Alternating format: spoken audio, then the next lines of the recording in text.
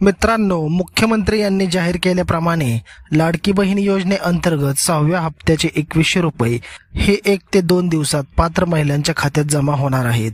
मात्र या योजनेच्या अटींमध्ये 4 मोठे बदल करण्यात आले असून त्यामुळे फक्त 22% महिलांनाच हा हप्ता मिळणार आहे, तर उर्वरित लाभार्थी योजनेतून वगळले जाणार आहेत. या 22% महिलांनाही काही आवश्यक अटी पूर्ण करावे लागतील, अन्यथा त्यांनाही हप्ता मिळण्यास अडचण येईल.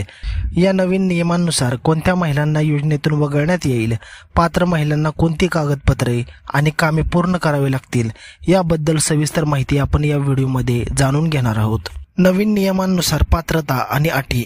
अर्जदार महिला महाराष्ट्र राज्याची रहिवासी असावी, वय 21 ते 65 वर्षाच्या दरम्यान असावे, त्यांचे वार्षिक कौटुंबिक उत्पन्न 2.5 लाखापेक्षा कमी असावे, लाभार्थी महिलेचे वैयक्तिक बँक खाते आधार कार्डशी लिंक असणे आणि डीबीटी म्हणजे डायरेक्ट बेनिफिट ट्रान्सफर सक्रिय असणे आवश्यक आहे. जॉईंट खाते ग्राह्य धरले जाणार नाही. लाभार्थी महिलेच्या कुटुंबातील सदस्य आयकरदाता नसावा. आता कोणत्या महिला यातून वगळल्या जाणार आहेत ते आपण बघूया.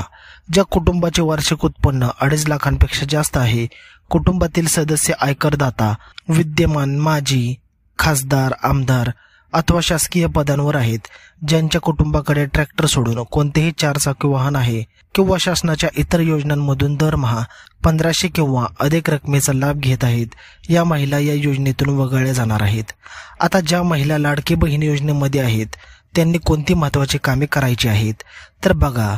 सर्वप्रथम वैयक्तिक बँक खाते तयार करणे, खाते आधारशी लिंक करणे, डीबीटी पर्याय सक्रिय करणे, अर्ज मंजूर झाल्याची खात्री करणे, बँक खात्याला मोबाईल क्रमांक लिंक करणे, जेणेकरून बँकेमध्ये पैसे जमा होताच तुम्हाला त्याचा मेसेज येईल. महिलांनी या अटी वेळेवर पूर्ण केल्या तरच त्यांना 6व्या हप्त्याचे 2100 रुपये मिळतील. तर बहिणींनो, संबंधित सविस्तर माहिती आणि अर्ज प्रक्रिया जाणून घेण्यासाठी लाडकी बहीण योजनेच्या अधिकृत वेबसाईटला भेट द्या.